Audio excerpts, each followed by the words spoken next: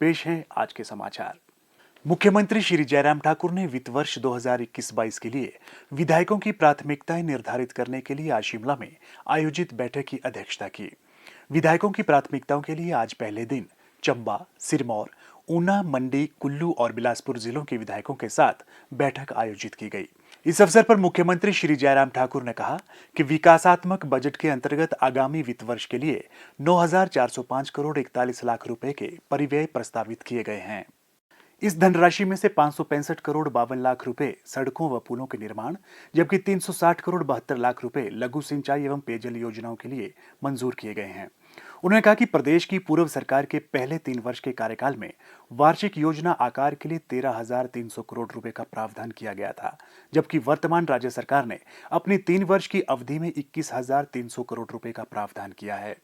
श्री जयराम ठाकुर ने कहा कि पूर्व सरकार के कार्यकाल के दौरान 2,033 करोड़ रुपए लागत की 433 विधायक प्राथमिकता योजनाएं स्वीकृत की गई थी, जबकि वर्तमान सरकार की 3 वर्ष की अवधि में 2,382 करोड़ रुपए की 639 विधायक प्राथमिकता योजनाएं स्वीकृत की गई हैं। इसी प्रकार पूर्व सरकार के पहले 3 वर्ष के कार्यकाल में विधायक प्राथमिकताओं के कार्यान्वयन के लिए 1,276 करोड़ रुपए का प्रावधान किया गया था, जबकि वर्तमान सरकार ने अपने 3 वर्ष के कार्यकाल में 2,221 करोड़ रुपए का प्रावधान किया है। मुख्यमंत्री ने कहा कि विधायक प्राथमिकता बैठकें अत्यंत महत्वपूर्ण होती हैं, क्योंकि इनके माध्यम से निर्वाचित प्रतिनिधियों को अपनी विकासात्मक प्राथमिकताओं को सरकार के समक्ष रखने का अवसर प्राप्त होता है। उन्होंने कहा कि प्रदेश सरकार ने अपना 3 वर्ष का कार्यकाल पूरा कर लिया है और कोरोना महामारी के कारण 1 वर्ष बर्बाद होने के बावजूद पिछले 3 सालों में अभूतपूर्व उपलब्धियां हासिल की गई हैं। श्री जयराम ठाकुर ने कहा कि राज्य सरकार ने हिम केयर योजना आरंभ की है, जिसके अंतर्गत 4,63,000 परिवारों को पंजीकृत किया जा चुका है। अभी तक 1,25,000 परिवारों को 121 करोड़ रुपए की आर्थिक सहायता प्रदान की गई है। उन्होंने कहा कि सहारा योजना के अंतर्गत उन परिवारों को 3,000 रुपए प्रति माह की वित्तीय सहायता दी जा रही है, जिनका कोई सदस्य गंभीर बीमारी से पीड़ित है। श्री जयराम ठाकुर ने कहा कि राज्य सरकार विधायक प्राथमिकताओं पर सर्वाधिक ध्यान देगी। विधायक प्राथमिकताओं के अंतर्गत विस्तृत परियोजना रिपोर्ट तैयार करने पर भी विशेष ध्यान दिया जाएगा। उन्होंने कहा कि कोविड-19 की परिस्थितियों के बावजूद राज्य सरकार ये सुनिश्चित बना रही है कि विकास की गति किसी भी रूप में बाधित ना हो। उन्होंने कोरोना महामारी के खिलाफ लड़ाई लड़ने और अपना बहुमूल्य सहयोग देने के लिए विधायकों का आभार व्यक्त किया। मुख्यमंत्री ने कहा, विधायक एक चुना हुआ प्रतिनिधि है। विधायक से बेहतर अपने क्षेत्र की समस्याओं को दूसरा कोई नहीं जान सकता है, और उसके साथ में उन समस्याओं का समाधान किस प्रकार से हम कर सकते हैं, उसके लिए भी विधायक का एक बहुत महत्वपूर्ण रोल है, उनकी भूमिका है। इसलिए उनका सुझाव हमारे लिए बहुत महत्वपूर्ण होता है। मेरा सभी माननीय विधायकों से भी इस बात के लिए आग्रह है कि अपने क्षेत्र से संबंधित तो आप अपनी बात कहेंगे, स्वाभाविक रूप से विधायक प्राथमिकताओं के संदर्भ में अपनी बात आप कहेंगे। उससे हट करके भी खासतौर से कोविड-19 के इस दौर में जो पिछला 1 साल हमारा बीता है, उसमें बहुत बड़ी चुनौती हमारे सामने थी, और स्वाभाविक रूप से आर्थिक दृष्टि से भी उसका एक असर हुआ है, क्योंकि पूरा 1 साल का एक बहुत बड़ा हिस्सा जो है वो जो उसमें कामकाज की दृष्टि से भी और सारे कारोबार पर उसका असर हुआ है। हमारी सारी टूरिज्म इंडस्ट्री प्रभावित हुई है, हमारी जो इंडस्ट्री सेक्टर जो है वो प्रभावित हुआ है। बहुत सारी चीज़ों को लेकर के मैं कह सकता हूँ कि आर्थिक दृष्टि से हिमाचल प्रदेश में भी उसका एक असर हुआ है। लेकिन फिर भी उसके बावजूद हम ऐसी परिस्थितियों में किस प्रकार से बेहतर कर सकते हैं आने वाले साल में। पिछले साल के विकास कार्य जो प्रभावित हुए, बाधित हुए थे, उनको हम तेज गति से हम कैसे पूरा कर सकते हैं, इसके लिए हम सरकार के ओर से हम प्रयत्न कर रहे हैं। सभी अधिकारियों के साथ भी हमने इस बात के लिए तय किया है कि अब काम जो है वो तेज गति से हम सारे प्रोजेक्ट्स का करें, जितने भी हमारे प्रोजेक्ट पिछले कोविड के कारण प्रभावित हुए हैं।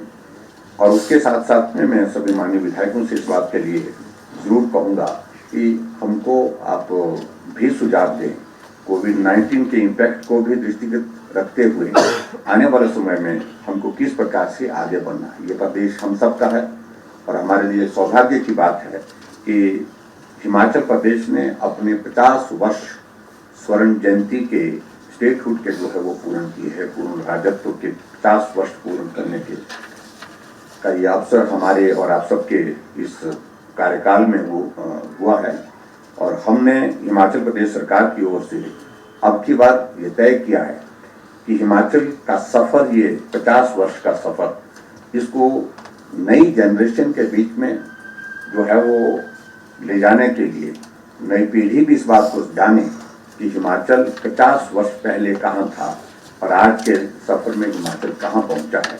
स्वाभाविक रूप से हिमाचल प्रदेश ने बहुत काम किया है। हिमाचल प्रदेश ने हर क्षेत्र में प्रगति की है, जिसका श्रेय हिमाचल प्रदेश की समस्त जनता को जाता है। दूसरे सत्र में बैठक की अध्यक्षता करते हुए श्री जयराम ठाकुर ने कहा कि मुख्यमंत्री की घोषणाओं के कार्यान्वयन को सर्वोच्च प्राथमिकता प्रदान की जानी चाहिए और उन सभी परियोजनाओं पर अविलंब कार्य आरंभ किया जाना चाहिए जिनके शिलान्यास किए जा चुके हैं। उन्होंने कहा कि विकास कार्यों में विलंब के लिए जिम्मेदार अधिकारियों के खिलाफ कड़ी कार्रवाई की जाएगी। उन्होंने कहा कि विधायकों की प्राथमिकता बैठकों से विधायकों को अपने क्षेत्रों की विकासात्मक प्राथमिकताओं को तय करने में सहायता मिलती है। राज्य सरकार ने यह सुनिश्चित बनाया है कि कोरोना महामारी के कारण विकास की गति प्रभावित न हो। उन्होंने कहा कि इस अवधि के दौरान उन्होंने स्वयं 3,500 करोड़ रुपए लागत के विकास कार्यों के शिलान्यास और उद्घाटन ऑनलाइन माध्यम से किए हैं। उन्होंने कहा कि राज्य सरकार ने विधायक निधि से 50 लाख रुपए जारी करने का निर्णय भी लिया है ताकि विधायक अपने क्षेत्रों का विकास कर सके। श्री जयराम ठाकुर ने कहा कि प्रदेश के लोगों ने हाल ही में संपन्न पंचायती राज संस्थानों और स्थानीय शहरी निकायों के चुनावों में भाजपा समर्थित उम्मीदवारों के पक्ष में मतदान कर राज्य सरकार का समर्थन किया है।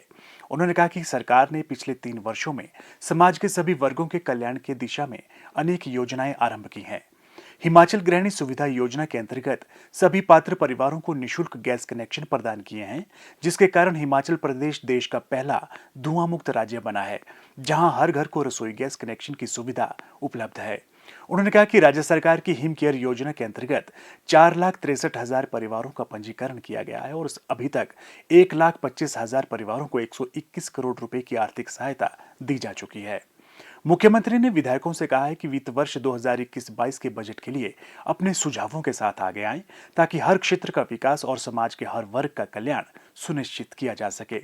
उन्होंने अधिकारियों को पहले केंद्र सरकार के वर्ष 2021-22 के वार्षिक बजट में घोषित परियोजनाओं के माध्यम से विधायक प्राथमिकताओं को स्वीकृत करने के निर्देश दिए। उन्होंने कहा कि इससे इस बजट में जिन परियोजनाओं की घोषणा की गई है उनका अधिकतम लाभ उठाया जा सकेगा। उन्होंने कहा कि राज्य सरकार विधायक प्राथमिकताओं को सर्वोच्च प्राथमिकता देगी और विस्तृत परियोजना रिपोर्ट को निर्धारित समय में पूरा किया जाएगा।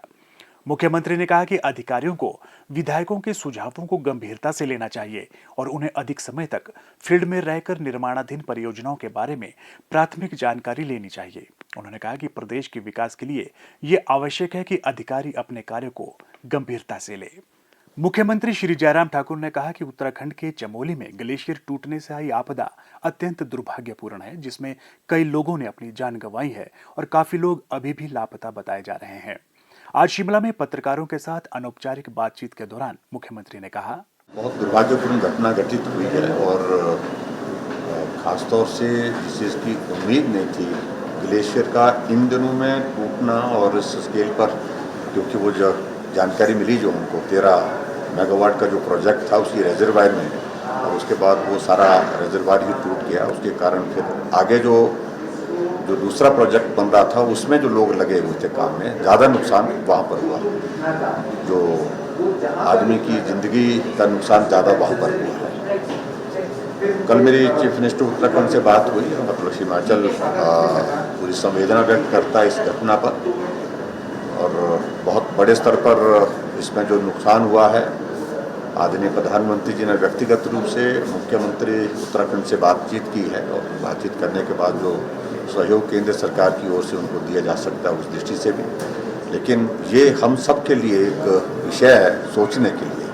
जहां हम हाइडल प्रोजेक्ट्स के निर्माण कर रहे हैं उसमें इन चीज़ों के लिए हम एहतियात के तौर, सावधानी के तौर पर आने वाले समय में जो चीज़ें आवश्यक हैं करने की दृष्टि से, ताकि इस तरह की घटनाएं घटित ना हो, तो वो मुझे लगता है कि एक सब लोगों के लिए सोचने का विषय है। हम भी हिमाचल प्रदेश में निश्चित रूप से इन सारी बातों पर विचार करेंगे। जहां इस प्रकार की परिस्थितियां हैं, जहां ग्लेशियर टूट करके रिजर्वायर में जाने की जिसकी संभावना हो, उसमें क्या चीज़ें सोची जा सकती है, क्या चीज़ें की जा सकती है, ये एक विषय है।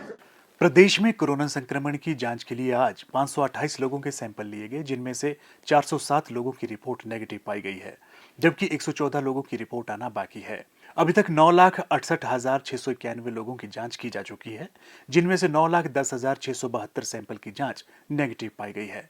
प्रदेश में कुल 57,905 लोगों में कोरोना वायरस के संक्रमण की पुष्टि हुई है, जिनमें से 56,479 लोग इस बीमारी से ठीक हो चुके हैं और 438 व्यक्ति उपचाराधीन हैं।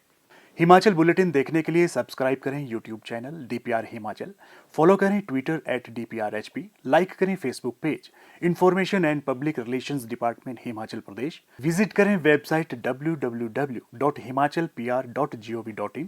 इस अंक में इतना ही। कल फिर होगी मुलाकात, दीजिए इजाजत, नमस्कार।